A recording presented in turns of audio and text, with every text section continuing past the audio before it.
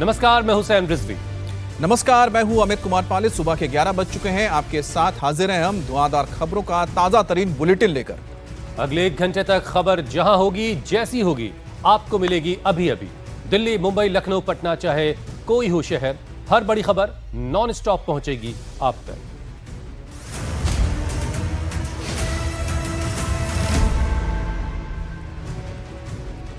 प्रधानमंत्री नरेंद्र मोदी ने आज नया इतिहास रच दिया है। उन्होंने नेहरू का रिकॉर्ड तोड़ दिया। पंडित नेहरू ने चुने हुए प्रधानमंत्री के तौर पर 4398 दिन काम किया। आज मोदी को प्रधानमंत्री बने हुए 4399 दिन हो गए हैं। एमपी में कांग्रेस की राज्यसभा उम्मीदवार मीनाक्षी नटराजन का पर्चा रद्द होने के बाद बवाल और बढ़ गया है। खाड़ी युद्ध में अमेरिका ईरान पर फिर आमने सामने आ गए हैं। उधर उन्नाव में एक साधु की हत्या के बाद कैसे बढ़ गया तनाव। लखनऊ में 20 दिन से लापता एक लड़की का अभी तक कोई सुराग नहीं मिला। और पालघर में 2 सगी बहनों से लव जिहाद के आरोप के बाद जबरदस्त सियासी दंगल हो रहा है। क्या यूपी में मंदिर बनवाने की सजा मौत है, वो भी योगी के राज में? यकीन करना मुश्किल है, मगर उन्नाव में जो कांड हुआ वो कई सवाल खड़े करता है। इस वक्त की बड़ी खबर यूपी के उन्नाव से है। और संत की हत्या से उत्तर प्रदेश के उन्नाव में भारी तनाव है। मंदिर निर्माण करवा रहे मिलन दास की चाकू से गोद कर हत्या कर दी गई। वो मुस्लिम बहुल इलाके घुरेया टोला में मंदिर बना रहे थे। इजराइल, शफी और यामीन समेत 5 आरोपियों पर संत की हत्या का आरोप लगा है और पुलिस ने 5 में से 3 को गिरफ्तार भी कर लिया है। 2 की तलाश के लिए दबिश दी जा रही है। यह पूरा वाकया बांगरमऊ इलाके में पेश आया है, जहां पर 70 साल के संत की हत्या मंदिर में कुछ ही दूरी पर कर दी है दूसरी जाति की ओर से। संत मिलनदास का पिछले दिनों लाउड स्पीकर को लेकर कुछ लोगों से विवाद हो गया। आशंका जताई जा रही थी कि इसी विवाद को लेकर उनकी हत्या कर दी गई है। इलाके के लोगों का कहना है कि वो मंदिर भी बनवा रहे थे, जिससे नाराज होकर मुस्लिम समाज के कुछ लोगों ने उनकी हत्या कर दी। और लोगों का कहना है कि तेज आवाज में लाउड स्पीकर बजाने पर आरोपी नाराज हो गए। संत मिलनदास को बात करने के लिए बुलाया गया। इसी दौरान विवाद बढ़ा और चाकू से गोदकर उनकी हत्या कर दी गई। इस वारदात के बाद इलाके में तनाव है। पुलिस हालात पर नजर बनाए हुए है। तो उन्नाव की खबर है, जहां पर संत मिलनदास की हत्या कर दी गई है और बताया जा रहा है कि मिलनदास वहां पर एक मंदिर का निर्माण करवा रहे थे। अब जिस जगह पे मंदिर का निर्माण हो रहा था वो मुस्लिम बहुल इलाका है।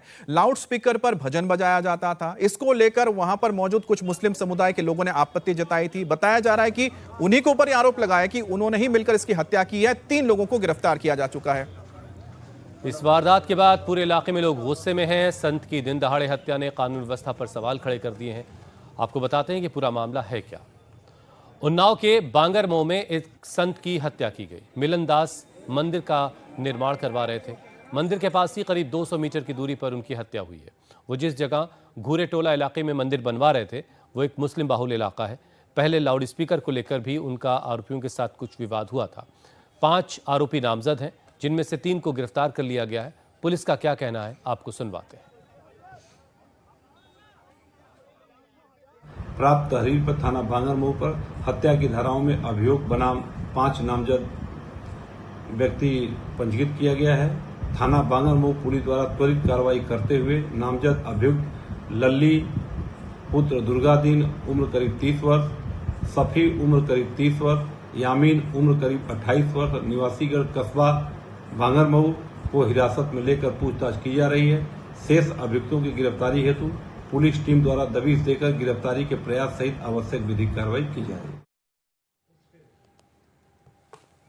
और पुलिस जांच तो कर रही है, लेकिन उम्मीद है कि बाकी के 2 आरोपी भी जल्द पकड़े जाएंगे, ऐसा उनके समर्थकों का कहना है। लेकिन सवाल वही है कि आखिर मंदिर निर्माण करवाना क्या इतना बड़ा गुनाह है कि किसी की हत्या कर दी जाए? आरोपियों के नाम भी आपको हम बता देते हैं। पहले आरोपी है इजराइल, दूसरे का नाम है लल्ली, तीसरे का नाम है यामीन, चौथा शानू है और 5वां आरोपी शफी है।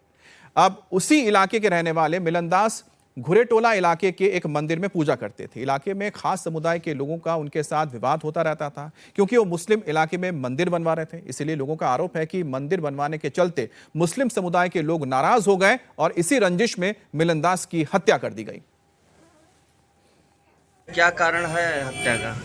अब ये कारण कोई दुश्मनी तो है नहीं। हम लोगों की क्या करते थे ये? मंदिर बनवा रहे थे अपने। तो पुजारी हैं क्या ये?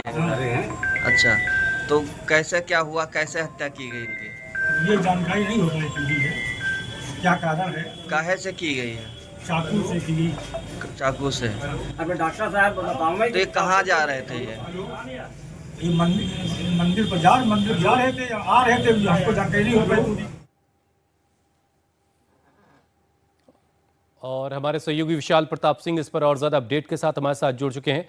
विशाल, इस मामले की जांच अभी कहां तक पहुंची है? बाकी के 2 आरोपियों की पकड़ को लेकर के अभी पुलिस की तरफ से क्या कहा जा रहा है?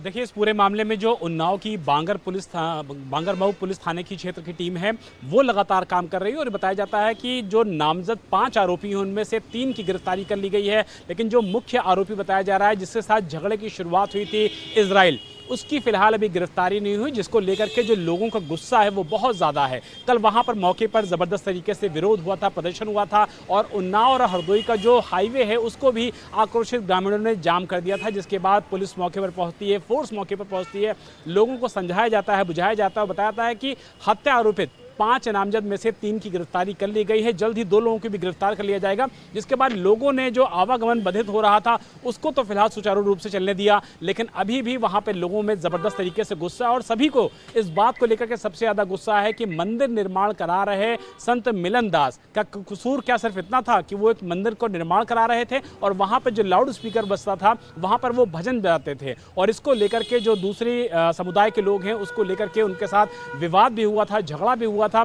तो सवाल यही उठता है कि क्या पुलिस की इन्वेस्टिगेशन में अब तक जो बातें सामने आई हैं वो इसी ओर इशारा कर रही हैं कि भजन बजाना या फिर मौके पर मंदिर का निर्माण कराना ही इतना ज़्यादा किसी के लिए भारी पड़ गया कि उसकी मौके पर ही हत्या कर दी जाए। इस पूरे मामले को लेकर के पुलिस की कई टीमें इस समय दबिश दे रही हैं, जगह जगह छापेमारी की जा रही है। जो इजराइल और उसका दूसरा साथी है उसको पकड़ने के लिए कई टीमों का गठन भी किया गया है। उन्नाव पुलिस का कहना है कि 24 घंटे के अंदर जो बचे हुए आरोपी हैं उनकी गिरफ्तारी कर ली जाएगी, लेकिन संत मिलन दास की इसलिए हत्या कर दिया जाना कि वो एक मंदिर का निर्माण करा रहे थे, लाउड स्पीकर पर भजन बजाते थे, वहीं पर बैठ करके दिन भर भजन माला करते थे, इन सारी बातों को लेकर के जो ग्रामीण हैं उनके मन में जबरदस्त तरीके का आक्रोश है और उनको शांत करने के लिए पुलिस ने फिलहाल 3 लोगों की गिरफ्तारी जाहिर सी बात है कि लोगों का आरोप है कि जो पास में ही रहने वाले मुस्लिम समुदाय के लोग हैं उन्होंने ही ये हत्या की है। अब जब तक सभी पकड़े नहीं जाएंगे तब तक लोगों का गुस्सा भी शांत नहीं होगा। बहरहाल पुलिस मौके पर मौजूद है और हालात पर काबू पाया गया है। बहुत बहुत धन्यवाद आपका। और इधर लव जिहाद को लेकर बार बार विवाद देखने को मिलता है। कहीं पर झांगुर गैंग तो कहीं पर इरशाद तो कहीं जुबैर गैंग लड़कियों का बहला फुसलाकर धर्म परिवर्तन करवा देते हैं। अब लखनऊ में लव जिहाद का सनसनीखेज मामला सामने आया। 21 साल की हिंदू लड़की को सीरिया ले जाने का आरोप लगा है घर वालों ने।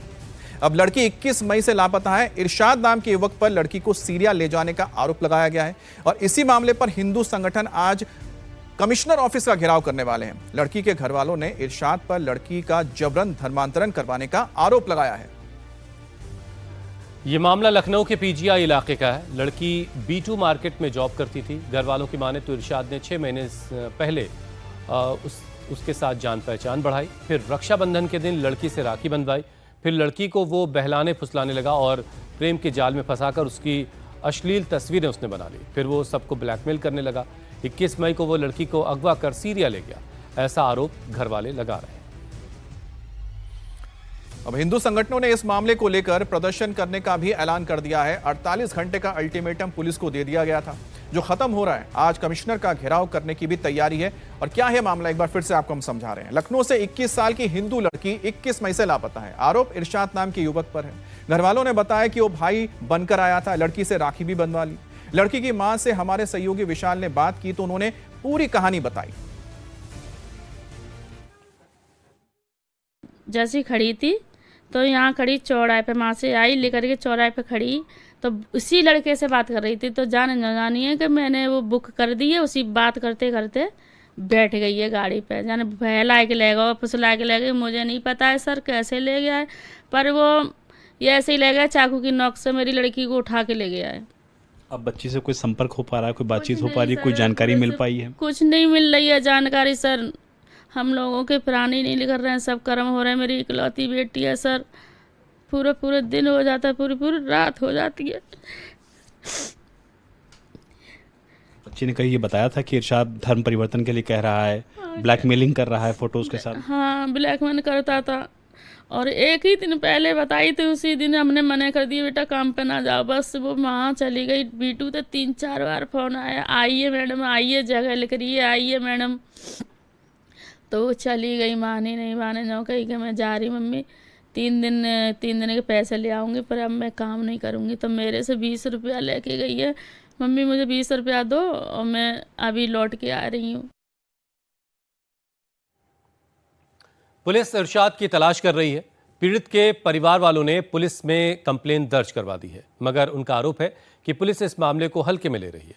आपको बताते हैं कि इरशाद पर आरोप क्या क्या है।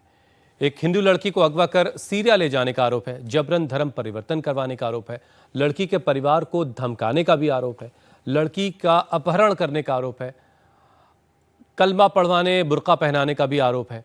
मामला सामने आने के बाद अब हिंदू संगठन के लोग गुस्से में हैं। आज कमिश्नर का दफ्तर घेरने की तैयारी हो रही है। गंभीरता से इसकी जांच हो और हमने 48 घंटे का इंस्पेक्टर साहब को समय दिया है, इस बच्ची को बरामद कराएं। योगी सरकार का जो न्याय दिलाने की व्यवस्था उसको लागू कराएं, क्योंकि परिवार बहुत परेशान है और लड़की को सामने लाया जाए। उसका वीडियो बना लिया गया होगा, संभवतः ब्लैकमेलिंग हो रही होगी। ये सारे के सिस्टम वहाँ चल रहे हैं, जैसा कि तमाम लव जिहाद के मामलों में हो रहा है। आखिर ये लड़कियां जो गायब करते हैं उन पे क्यों नहीं उनका इनकाउंटर सरकार कर रही है। और 20 दिन से लड़की के घरवाले परेशान हैं। पुलिस अब तक उसे बरामद नहीं कर पाई है। ऐसे में परिवार वालों का रो रो कर बुरा हाल है। लड़की के भाई से हमारे सहयोगी विशाल प्रताप ने बात की। उसने बताया कि इरशाद ने उसकी बहन से राखी भी बंधवाई थी। लखनऊ के पीजीआई इलाके में हम मौजूद हैं, जहां पर एक 21 साल की मासूम बच्ची को बहला फुसला करके ज़बरदस्ती घर से इरशाद नाम का एक शख्स लेकर के चला गया। और हैरानी की बात यह है कि कुछ दिनों पहले उसने उसी बच्ची के साथ राखी बंधवाई थी, बहन माना था और उसके बाद लेकर के यहाँ से फरार हो गया। जो पीड़ित परिवार है वो इस समय हमारे साथ मौजूद है। बच्ची की माँ हमारे साथ हैं, बच्ची के जो भाई हैं वो हमारे साथ मौजूद हैं।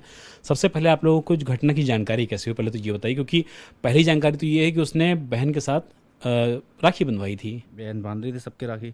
मैं तो इस समय यहाँ मौजूद नहीं था, मेरे 2 भाई मौजूद थे यहाँ पर, तो उनके राखी बांधी। फिर तो ये कहने लगा बहन मेरी भी राखी बांध दो, तो चलो उसने, मेरी बहन ने भी उसकी राखी बांध दी। तो जैसे सबके साथ फ़ोटो खिंचाया जाता है, उसने फ़ोटो भी खिंचाया था। वही फ़ोटो मेरे दोनों भाइयों को हटा दिया और बहन का फ़ोटो एडिट कर दिया उसके साथ, और वही उसी में गंदा संदा फ़ोटो एडिट कर दिया उसी को। जी। तो क्या उसी फ़ोटोज़ के जरिए बहन को ब्लैकमेल भी कर रहा था? जी, उसी फ़ोटो के जरिए वो उसको ब्लैकमेल करता था और कह रहा था कि सीरिया लेके जाऊंगा। जी। ये सर उस सीरिया वाली जो बात है, ये 1 दिन पहले की बात है सर, जब मेरी बहन बता रही थी कि मेरे को ऐसे सीरिया ले जाने की बात कह रहा था, और वहीं पे शादी आदि करने की कह रहा था, और धर्मांतरण की भी बात कर रहा था वहाँ पे। और सख्त कानून बनाने के बाद भी लव जिहाद के मामले सामने आते जा रहे हैं, चाहे यूपी हो या फिर महाराष्ट्र। ना सिर्फ लखनऊ में बल्कि महाराष्ट्र के पालघर से भी ऐसे ही एक खबर सामने आई है। लखनऊ में तो लड़की 21 मई से लापता है। गंभीर बात यह है कि इरशाद उसे अगवा करके सीरिया ले गया। घरवालों के इस आरोप में कितनी सच्चाई है इसका पता नहीं चल पाया है, क्योंकि सीरिया भागने के लिए उसे एयरपोर्ट जाना पड़ा होगा, वीज़ा पासपोर्ट की ज़रूरत होगी, लिहाजा इतनी आसानी से वो लड़की को लेकर सीरिया चला गया, इसकी जांच होनी चाहिए। उधर पालघर में 2 सगी बहनों को ब्लैकमेल करने का मामला सामने आया है। आरोप एक मुस्लिम लड़के पर है। पीड़ित के परिवार वालों ने इसे लव जिहाद का मामला बताया। आरोपी युवक ने दोस्ती की, फिर लव अफेयर किया और उसके बाद परिवार को ब्लैकमेल किया। आज हिंदू संगठनों ने पालघर में बंद का ऐलान किया है और इस दौरान बाजार बंद नजर आ रहे हैं। आरोप पालघर के मुस्लिम युवक पर लगा है। पूरे मामले की शुरुआत 1 जून को पालघर के डहानू में दर्ज शिकायत से हुई है, जिसमें आरोप लगाया गया था कि एक युवक ने पहले बड़ी बहन से दोस्ती करके उसका यौन शोषण किया, फिर उसकी नाबालिग छोटी बहन को भी अपने जाल में फंसा लिया। आरोपी दोनों बहनों के आपत्तिजनक वीडियो और फोटो बनाकर उन्हें लगातार ब्लैकमेल कर रहा था। पीड़ित परिवार ने हिम्मत जुटाकर पुलिस में शिकायत दर्ज कराई, तब जाकर इस मामले का खुलासा हुआ।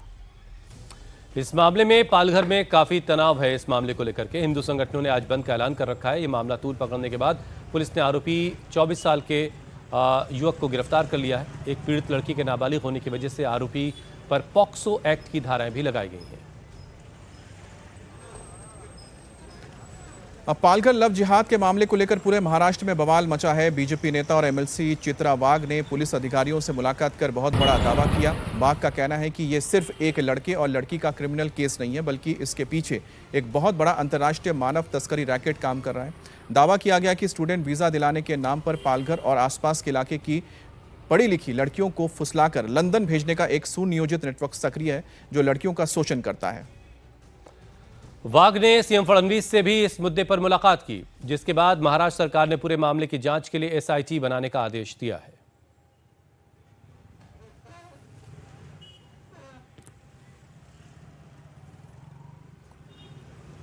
और हमारे साथ संवाददाता राजेश जुड़ गए हैं। राजेश, आपके पास क्या अपडेट है इस बारे में? और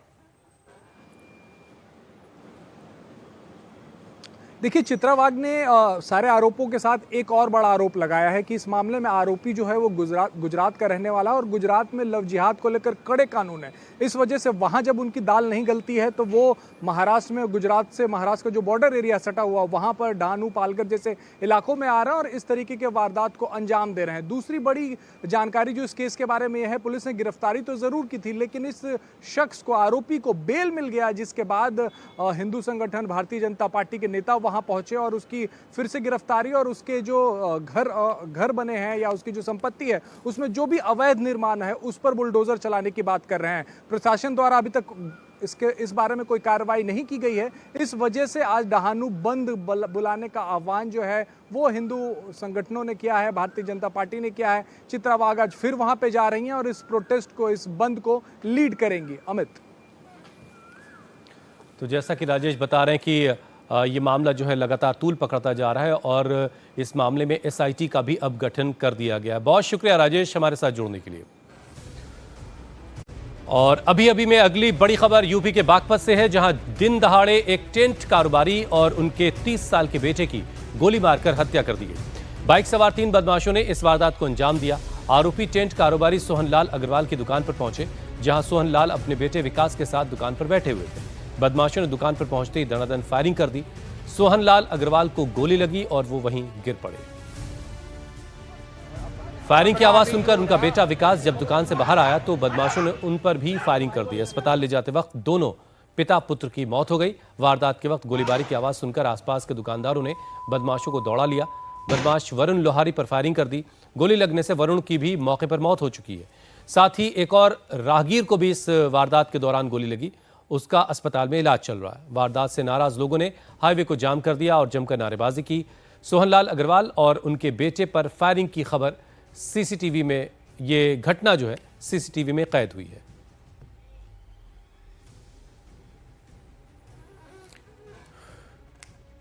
बड़ौद थाने के अंतर्गत आने वाले सहारनपुर एक्सप्रेसवे के बिल्कुल नजदीक एक बेहद ही सनसनीखेज हत्याकांड को अंजाम दिया गया। असल में इस वक्त हम मौजूद हैं बड़ौद इलाके में और ये मेन हाईवे है सहारनपुर शामली का हाईवे। कल लगभग शाम 5:30 बजे के आसपास का वक्त होगा जिस वक्त ये जो आप मेन हाईवे पर दुकान देख रहे हैं आर्या टेंट हाउस, यहां पर सोहनलाल नाम के एक युवक जो कि इस दुकान के मालिक हैं, वो और उनका बेटा विकास दुकान के अंदर मौजूद थे। इन्हीं सीसीटीवी कैमरों के अंदर इस पूरी वारदात को कैप्चर किया गया है। असल में वरुण लोहारी नाम का एक शख्स जो कि एक बड़ा क्रिमिनल है, उसके ऊपर हत्या की कोशिश के कई मुकदमे दर्ज हैं। इनसे एक पुरानी रंजिश चल रही थी। वरुण लोहारी जो है वो डेट पर आता है, वो पहले जेल के अंदर होता है, डेट पर आता है और डेट पर आने के बाद जैसे ही वो देखता है कि सोहनलाल और उनके बेटे विकास दुकान के अंदर मौजूद हैं, यहां पर वो आता है अपने कुछ साथियों के साथ। वरुण लोहारी दुकान के अंदर फायरिंग करता है, वो भी सीसीटीवी कैमरे के अंदर कैद हुआ है।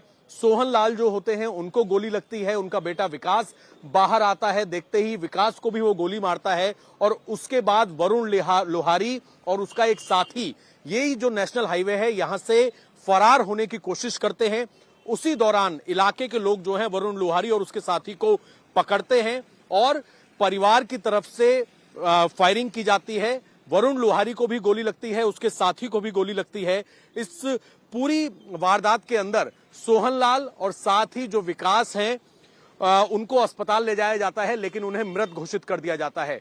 साथ ही आज अब यह खबर आई है कि जो यहां पर गोलीबारी करने आया था वरुण लोहारी, उसकी भी अस्पताल में मौत हो गई है। उसका एक साथी जो है वो अभी अस्पताल के अंदर मौजूद है, जो इस पूरे हत्याकांड में शामिल था।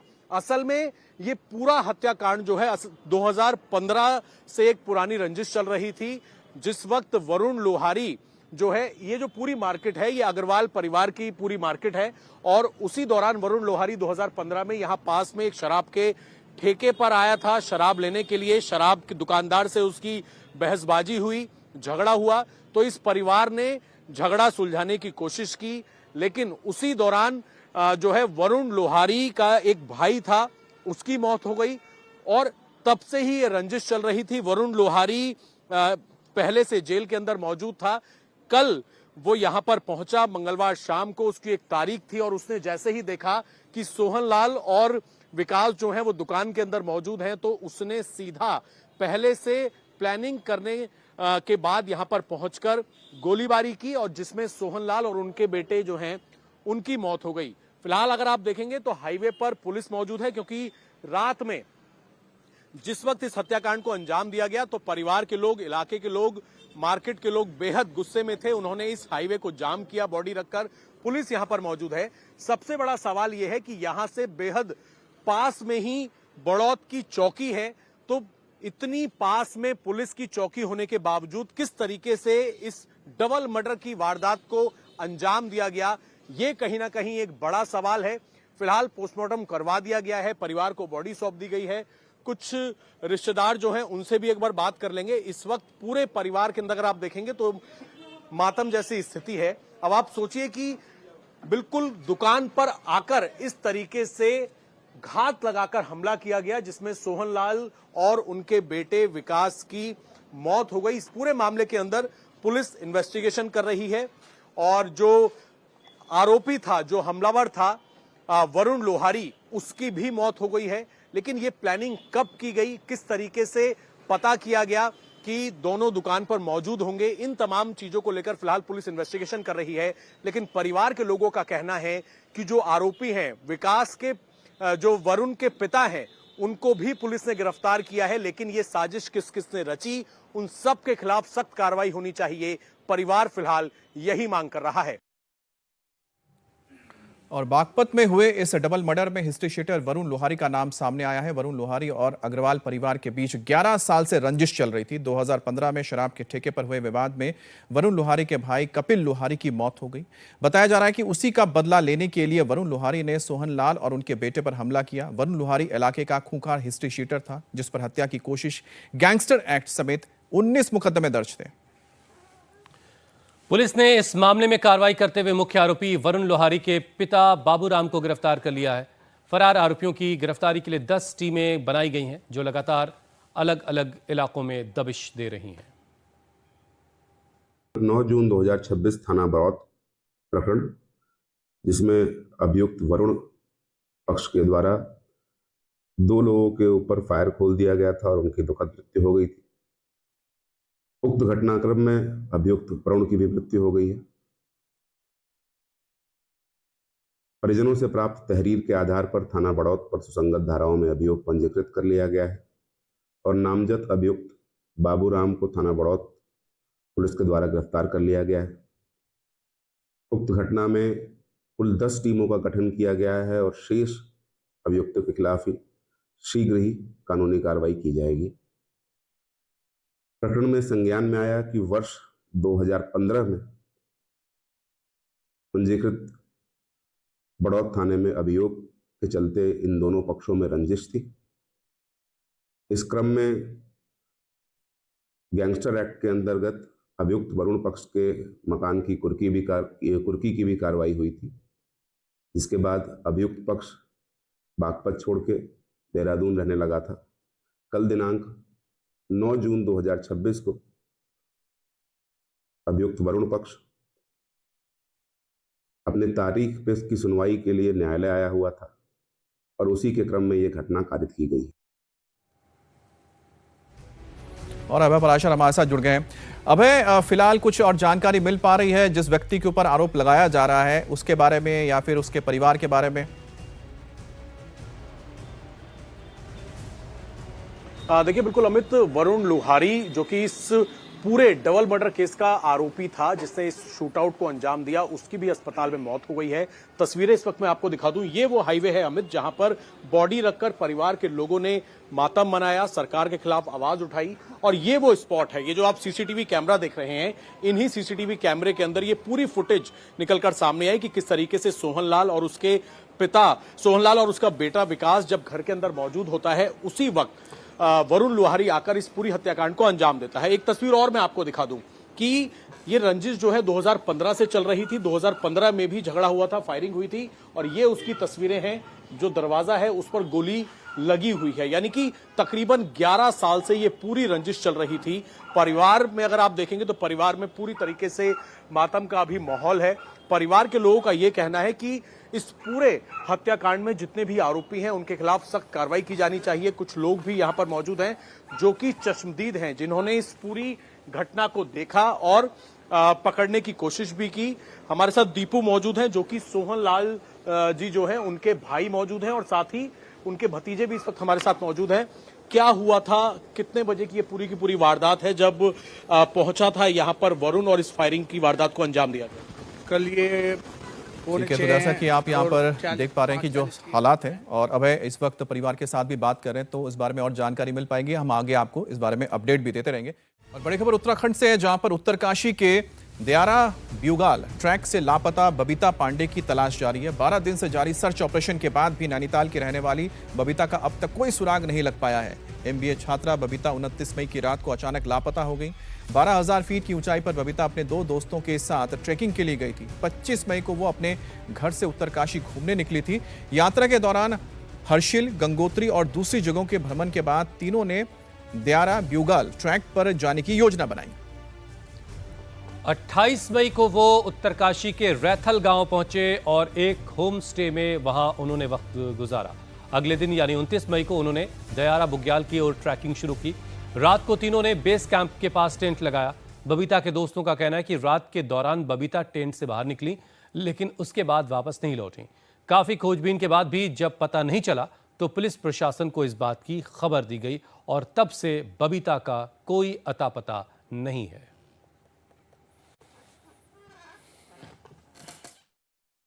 मैं कह रही हूँ ना, जितने लोग सब वहाँ गए थे, इनके यहाँ से नंबर, नोट, आधार कार्ड और उनमें नंबर, फ़ोन नंबर भी होते हैं। सबको मतलब वो देख करके ना गाड़ियों की चेकिंग वकिंग करवाए उस तारीख की, क्या पता चल जाए कहाँ गई। क्या होती तो होंगी गाड़ियों से। बिल्कुल, क्या अंदेशा है आपको, क्या लग रहा है, मतलब क्या लग रहा है? क्या पता, हो सकता है जब यहाँ जंगल में कहीं मिली नहीं रही है वो, तो हो सकता है ना किडनैप हुई है ना। हाँ। तो इस मामले में आपकी बात हुई अधिकारियों से, उन्होंने क्या कहा? वो कह रहे हम यही जांच करते हैं। घने जंगलों, गहरी खाइयों, चट्टानों और दुर्गम पहाड़ी इलाकों में बबीता का सर्च ऑपरेशन चल रहा है। बीते कई दिनों से सुबह होते ही रेस्क्यू टीमें जंगलों और पहाड़ियों की तरफ निकलती हैं और शाम ढलने तक लौटती हैं, लेकिन उनके हाथ अब तक खाली के खाली हैं। बबीता की तलाश के लिए SDRF, NDRF और ITBP और पुलिस की टीमें सर्च ऑपरेशन चला रही हैं। इस अभियान में 150 से ज्यादा जवान इसमें ड्रोन, हेलीकॉप्टर और डॉग स्क्वाड की मदद ले रहे हैं। सर्च टीमों को अलग अलग सेक्टर्स में बांटा गया है। रैथल और बारसू गांव के लोग भी इस अभियान में पुलिस की मदद कर रहे हैं। 12 दिन बीत जाने के बाद भी बबीता का कोई पता नहीं है। ऐसे में परिवार को इस मामले में कुछ गड़बड़ी भी महसूस हो रही है। परिवार को लग रहा है कि बबीता किसी दुर्घटना का शिकार तो नहीं हो गई या उसकी किडनैपिंग हुई हो। पुलिस ने बबीता के साथ ट्रैकिंग पर गए दोनों दोस्तों से कई दौर की पूछताछ की है। परिवार की शिकायत के आधार पर दोनों साथियों के खिलाफ अपहरण की धाराओं में मुकदमा भी दर्ज किया गया है। सर्च ऑपरेशन के साथ ही पुलिस उनके मोबाइल लोकेशन, कॉल रिकॉर्ड्स और बयानों की जांच भी कर रही है। रात्रि में सूचना मिली थी DCR के माध्यम से कि एक लड़की जो यहाँ पे दियारा बुग्याल की ट्रैकिंग के लिए आई थी अपने 2 साथियों के साथ, वो मिसिंग है। तो उसी सूचना पे हमारे द्वारा इसमें मुकदमा दर्ज किया गया है, और साथ में वहाँ पे क्योंकि ये बुग्याल वाला एरिया है तो इसमें पूरा हम सघन चेकिंग करा रहे हैं, जिसमें एडमिनिस्ट्रेशन की टीम्स भी ले गई हैं, जिसमें क्योंकि ये फॉरेस्ट के अंदर आता था ऑफिशियल्स के अंदर, तो इसमें फॉरेस्ट की टीम, हमने SDRF, हमारी लोकल पुलिस, NDRF, यहाँ तक कि आर्मी की भी इसमें हमने मदद ली है। तो इसमें डॉग स्क्वाड वगैरह के साथ पूरी चेकिंग वगैरह चल रही है और अभी ये चेकिंग कंटिन्यू है।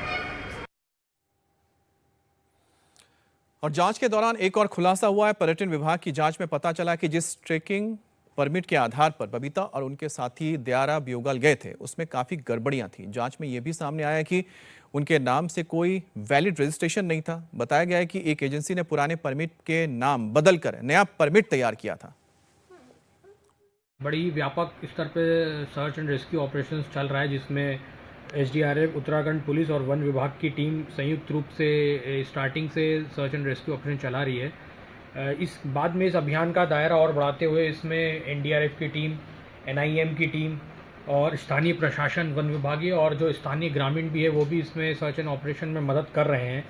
और जो है इसमें जो मैनुअल सर्च एंड रेस्क्यू के अलावा जो टेक्निकल जो भी इसमें सहायता हो सकती है टेक्निकल इक्विपमेंट्स के द्वारा वो भी कर रही है। जो सर्च एंड रेस्क्यू ऑपरेशंस हैं ये लगभग अभी फ़िलहाल में 100 से ज़्यादा लोग इसमें लगे हुए हैं और जो सेक्टर का डिवीज़न करके जो है इसमें सर्च एंड रेस्क्यू ऑपरेशन चल रहा है, जिसकी वजह से डुप्लीकेशन ना हो और बड़े ही व्यवस्थित तरीके से हम लोग जो है सर्च एंड रेस्क्यू ऑपरेशन चला रहे हैं। इसके अलावा हेलीकॉप्टर के माध्यम से भी ऐसे जो दुर्गम क्षेत्र हैं, जो जहाँ मानव पहुंच से दूर हैं, जो खाइयाँ हैं, गहरी खाइयाँ हैं, जल स्रोत हैं, वहाँ पे कल जो है एसडीआरएफ और लोकल प्रशासन ने हेलीकॉप्टर के माध्यम से भी एरियल सर्विलांस किया था। इसके अलावा कैनाइन डॉग के द्वारा भी इसमें डॉग्स को भी सर्च ऑपरेशन में लगाया। और हमारी साथी अनामिका गौड़ इस पर और ज्यादा अपडेट के साथ इस वक्त हमारे साथ जुड़ चुकी हैं। अनामिका, जो जिन दोस्तों के साथ बबीता गई थी वो क्या बता रहे हैं? पुलिस ने पूछताछ में उनसे क्या बातें अब तक जानी हैं? बिल्कुल, जो दोस्त बबीता के साथ दयारा बुग्याल के ट्रैक पे गए थे उन्हीं के द्वारा ये सूचना दी गई थी कि 30 तारीख को बबीता मिसिंग है, लेकिन ये सूचना बबीता के मिसिंग होने से 14 घंटे बाद दी गई।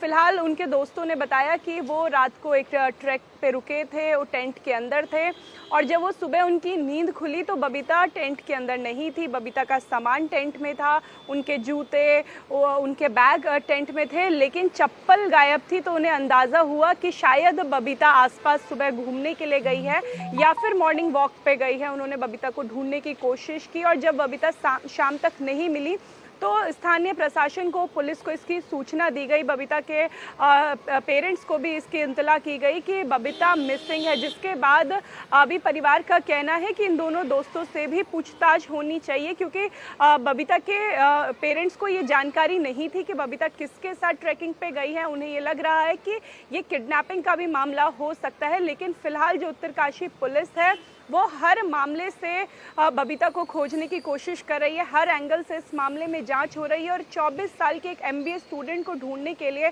इस समय देश का जो सबसे बड़ा सर्च अभियान है वो चलाया जा रहा है, जिसमें अभी फिलहाल आर्मी को भी शामिल कर लिया गया है। नेशनल माउंटेनिंग इंस्टीट्यूट के जो अनामिका, ये तो ठीक है कि बहुत बड़ा अभियान सर्च ऑपरेशन चल रहा है, लेकिन अब तक एजेंसीज के हाथ खाली के खाली हैं। 12 दिन बीत चुके हैं और अब तक कोई खबर नहीं है। बहुत शुक्रिया अनामिका हमारे साथ जुड़ने के लिए। और इस वक्त की बड़ी खबर, बंगाल में मचे सियासी घमासान के बीच ममता बनर्जी के भतीजे अभिषेक बनर्जी राहुल गांधी से मिलने पहुंचे हैं। ये मुलाकात 10 जनपद पर चल रही है और इससे पहले कल ही ममता बनर्जी 10 जनपद पर सोनिया गांधी से मुलाकात करने पहुंची थी और उस दौरान कल जब ममता बनर्जी पहुंची थी उस वक्त उनके साथ अभिषेक बनर्जी नहीं थे, डेरेक ओब्रायन थे। उसी तरह से सोनिया गांधी के साथ जो कल मुलाकात हुई थी ममता बनर्जी की, उसमें राहुल गांधी नहीं थे, लेकिन आज यहाँ पर अभिषेक बनर्जी भी हैं और साथ ही राहुल गांधी भी हैं। हमारे साथ विजयलक्ष्मी जुड़ गई हैं। विजयलक्ष्मी, राहुल गांधी और साथ ही अभिषेक बनर्जी की ये मुलाकात बहुत अहम होता है, क्योंकि आने वाले वक्त में यही दोनों ही अपनी अपनी पार्टियों की कमान संभालने जा रहे हैं। बिल्कुल अमित, कल 1 घंटा के करीब ममता बनर्जी की मुलाकात चली थी सोनिया गांधी से। अब जो टीएमसी के सूत्र हैं वो कह रहे हैं इंडिया ब्लॉक को और मजबूत करना है, बीजेपी को कैसे रोकना है, इन्हीं तमाम चीज़ों पर चर्चा है। लेकिन एक सुगबुगाहट इस तरह की भी चल रही है कि क्या टीएमसी कांग्रेस में इस तरह की चीज़ें कि विलय की कोई बात चल रही है। हालांकि कांग्रेस के सूत्र इस चीज़ को अभी नकार रहे हैं कि कोई इस मुद्दे पर बात नहीं हो रही है। ये बात जो है ये मोटा मोटी बीजेपी को कैसे हराया जाए और कैसे आगे की रणनीति बनाई जाए, इन तमाम चीज़ों को लेकर जो हो। आपने पहले भी देखा होगा अमित कि ममता बनर्जी बहुत सहज नहीं रहती हैं राहुल गांधी के साथ। तो शायद इसलिए उन्होंने मुलाकात सोनिया गांधी के साथ की। और ये जो मुलाकात है अभी अभिषेक बैनर्जी और राहुल गांधी के बीच चल रही है, दोनों कंटेम्प्रेरीज हैं, शायद इसलिए जो सेकेंड राउंड ऑफ मीटिंग है अभिषेक बैनर्जी और राहुल गांधी का, और आगे की जो इंडिया ब्लॉक की रणनीति है और ख़ासतौर से पश्चिम बंगाल में जिस तरह से टीएमसी जो है ताश के पत्तों की तरह गिरती हुई नजर आ रही है, एक के बाद एक उसके इस तरह की खबरें आ रही है कि 20 विजय लक्ष्मी, एक चीज जरा समझाइए, दर्शक इस बात को जरूर जानना चाहेंगे। जो एक मर्जर की बात चल रही है कि टीएमसी कांग्रेस के साथ कांग्रेस में विलय कर जाए, तो दो सिर्फ विधायक हैं कांग्रेस के पश्चिम बंगाल में, इन दो विधायकों के जुड़ जाने से पश्चिम बंगाल विधानसभा के फ्लोर पर ऐसा क्या गणित मिलेगा कि टीएमसी जो अभी टीएमसी में टूट दिखाई दे रही है उसको बचा लिया जाएगा? ऐसी कोई गुंजाइश आपको दिखाई देती है? देखिए, बात हालांकि मर्जर को अभी फिलहाल तो हुसैन दोनों ही तरफ के सूत्र जो हैं वो नकार रहे हैं, लेकिन इस तरह का कयास, इस तरह का जो एक आप कह लीजिए चर्चा ज़रूर पावर कॉरिडोर्स में चल रही है कि क्या ये संभव हो सकता है। बात सिर्फ ये नहीं है कि किसके पास कितने विधायक हैं, बात ये है कि कांग्रेस एक नेशनल पॉलिटिकल पार्टी है और टीएमसी जिस तरह से अभी अपने आप को, शायद ममता बनर्जी का सबसे चैलेंजिंग दौर है, सबसे वल्नरेबल पोजीशन पर ममता बनर्जी हैं, तो ऐसे में अगर कांग्रेस का उनको अगर एक कांग्रेस उनके वो कांग्रेस में मर्जर करते हैं जहां से ये खबरों को एक तरीके से कह दीजिए अस्तित्व मिलता है, तो उससे उनकी स्थिति जो अभी इतनी कमजोर और वल्नरेबल नजर आ रही है, शायद वो इतनी कमजोर और वल्नरेबल ना नजर आए। इसीलिए तमाम जो कयास विजयलक्ष्मी, आप तो मर्जर की हालांकि दोनों ही तरफ के सूत्र बात को लेकर कह रहे हैं कि काफी, मुझे लगता है कि अभी तक ये बहुत ज्यादा पक्का नहीं हो पाया है कि क्या मर्जर होगा या नहीं, जैसा आप बता रही हैं, लेकिन हो सकता है कि अंदर खाने में चर्चा हो रही हो जिस वजह से ही अफवाह फैल भी रही है। लेकिन बड़ी बात है कि क्या बंगाल में कांग्रेस और टीएमसी आने वाले वक्त में साथ मिलकर क्या चुनाव भी लड़ेंगे, ये भी एक बहुत बड़ा सवाल है। अगर ऐसा होता है तो आप मान सकते हैं कि हाँ, एक परिवर्तन बंगाल में चुनाव के बाद देखने को मिला था, दूसरा तब देखने को मिलेगा जब ये दोनों पार्टियां मिलकर आगे चुनाव अगर लड़ें। लेकिन हालांकि अभी चुनाव काफी बाकी है, 2029 में होने जा रहे हैं। शुक्रिया विजय लक्ष्मी हमारे साथ जुड़ने के लिए। अगली बड़ी खबर महाराष्ट्र के पुणे से है, जहां जबरदस्त बवाल हुआ है। बुलडोजर एक्शन के खिलाफ लोगों का गुस्सा भड़का। इस वक्त की बड़ी खबर महाराष्ट्र के पिंपरी चिंचवाड़ से आ रही है। पुणे से सटे पिंपरी चिंचवाड़ में बुलडोजर पर पथराव किया गया। करीब 500 लोग बुलडोजर पर ईंट पत्थर बरसाने लगे। इस हमले में 18 पुलिस वाले जख्मी हुए। चिखली के कुदालवाड़ी इलाके में नगर निगम की टीम अवैध निर्माण को हटाने गई थी। 5 मंदिर और पांच मस्जिदें वहां से हटाई जानी थी, जिसके लिए निगम का दस्ता पहुंचा था। जैसे ही कार्रवाई शुरू हुई वैसे ही करीब 500 लोग वहां जुट गए। फिर जिसके हाथ में जो आया वो वही लेकर बुलडोजर पर टूट पड़ा। पुलिस ने कई लोगों को मौके से हिरासत में लिया है। वीडियो की मदद से बाकियों की पहचान भी की जा रही है। एक्स्ट्रा फोर्स और दंगा नियंत्रण टीमों को बुलाने के बाद भीड़ को काबू में किया जा सका है। नगर निगम और पुलिस की टीम ने यह अभियान रात के 2 बजे शुरू किया था। राजेश हमारे सहयोगी इस वक्त हमारे साथ जुड़ चुके हैं। राजेश, ताजा सूरत हाल क्या है? क्या ये कार्रवाई डिमोलिशन की दोबारा शुरू हो सकी या अब भी हालात तनावपूर्ण बने हुए हैं? देखिए, जो जानकारी मिल पाई है उसमें बताया गया है कि डिमोलिशन की कार्रवाई जो 11 स्ट्रक्चर वहां पर डिमोलिश किए जाने थे, जिनको तोड़ना था, जो अवैध निर्माण थे, उन्हें डिमोलिश कर दिया गया। और इसमें 5 मंदिर और 5 मस्जिद थे, और जबकि एक अखाड़ा था, कुश्ती का अखाड़ा था, जो अवैध निर्माण था, सरकारी ज़मीन पर बनाया गया था। और इसके लेके सोमवार देर रात में पीसीएमसी यानी कि पिंपरी चिंचवड़ म्युनिसिपल कॉरपोरेशन और पुलिस ने मिलकर ये तोड़क कार्रवाई शुरू की थी। लेकिन एकाएक जब लोगों को खबर मिली तब लोग पुलिस पर और साथ साथ ही नगर निगम की टीम पर टूट पड़े। पुलिस जो आधिकारिक जानकारी दी उसमें बता रही है कि 7 लोग ही घायल हुए हैं, लेकिन जो वहाँ पे चश्मदीद थे उन्होंने बताया कि 19 लोग इस मामले में घायल हुए हैं। वहीं पिंपरी चिंचवड़ के बारे में मैं आपको बता दूं कि वहाँ 31 ऐसे इलीगल धार्मिक स्ट्रक्चर हैं जिन्हें नोटिस दिया गया है, जिसमें 15 को हटाया गया है, और उसमें मंदिर भी है और मस्जिद भी है, जिसे जो सरकारी जमीन पर बने उन्हें हटाने की कार्रवाई लगातार चल रही है। कुछ मामलों में इस तरीके से कानून व्यवस्था की स्थिति पैदा हुई है, लेकिन पुलिस ने उसे काबू में किया और उसके बाद म्युनिसिपल कॉर्पोरेशन ने अपनी कार्रवाई यानी कि तोड़क कार्रवाई पूरी की है। हुसैन, तो जो डिमोलिशन ड्राइव थी वो कंप्लीट हो गई, लेकिन इस बीच लोगों की नाराजगी काफ़ी झेलनी पड़ी है और इसमें कई पुलिस वाले जख्मी हुए, जैसा कि राजेश हमें बता रहे हैं। बहुत शुक्रिया राजेश हमारे साथ जुड़ने के लिए। अब खबर उत्तर प्रदेश के कानपुर से, जहां पर फर्जी डिग्री बनाने वाले गिरोह का पर्दाफाश हुआ है। पुलिस ने इस मामले में मास्टरमाइंड समेत 4 लोगों को अरेस्ट किया है। यह गिरोह पैसे लेकर फर्जी मार्कशीट, जाली डिग्री तैयार करता था। पुलिस ने इनके पास से बड़ी संख्या में बड़े बड़े यूनिवर्सिटी की फेक डिग्री बरामद की है।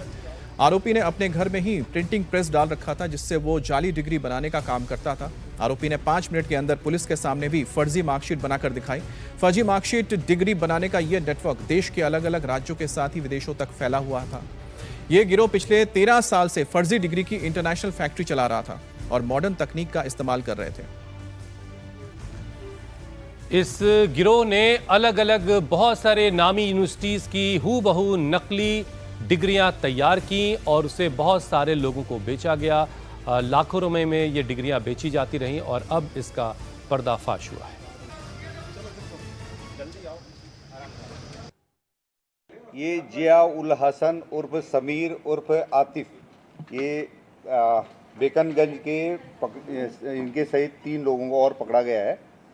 यहाँ पर फर्जी मार्कशीट का बनाने का पूरा रैकेट चला रहे थे और पूरे देश के अलग अलग शहरों में कुरियर के माध्यम से मार्कशीट सर्टिफिकेट्स भेजने का काम कर रहे थे, कुरियर के माध्यम से।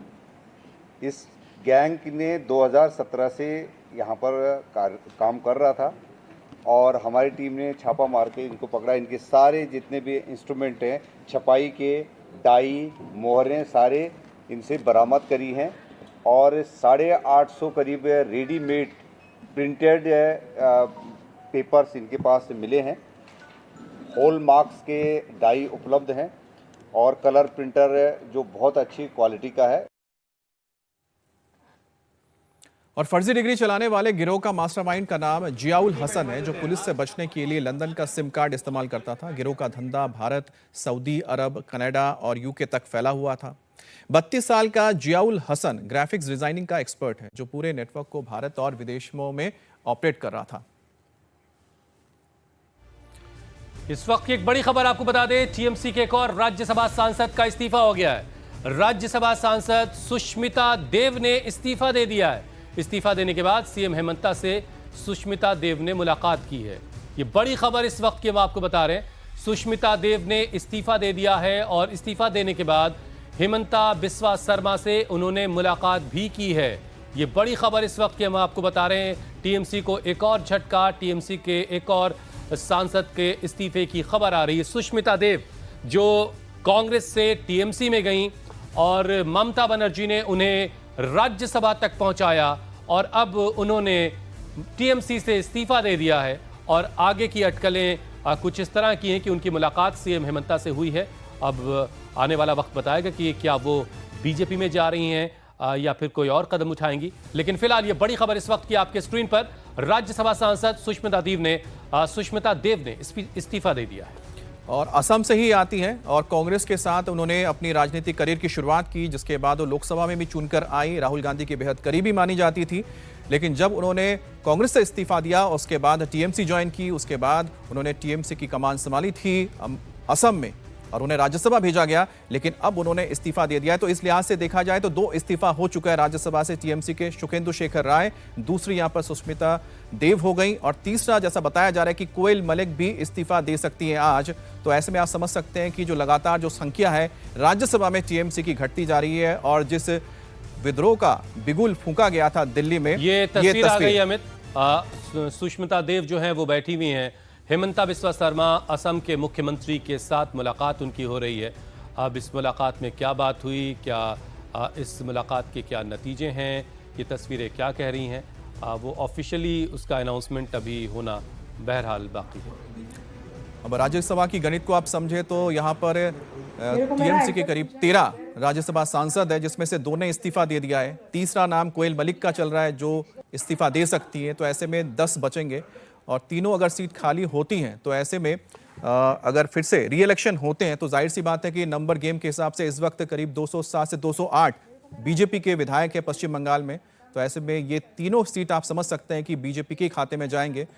लेकिन टीएमसी के लिए बहुत ही चिंता वाली बात है कि तमाम वो नेता जो एक समय ममता बनर्जी के साथ जुड़े हुए थे, एक एक करके उनका साथ छोड़ते हुए जा रहे हैं। राज्यसभा में 2 लोगों ने इस्तीफा दे दिया है, शुकेंदु शेखर राय और सुष्मिता देव ने। और ये तस्वीरें आप देख रहे हैं हेमंत विश्वा शर्मा के साथ वो बैठी हुई नजर आ रही हैं।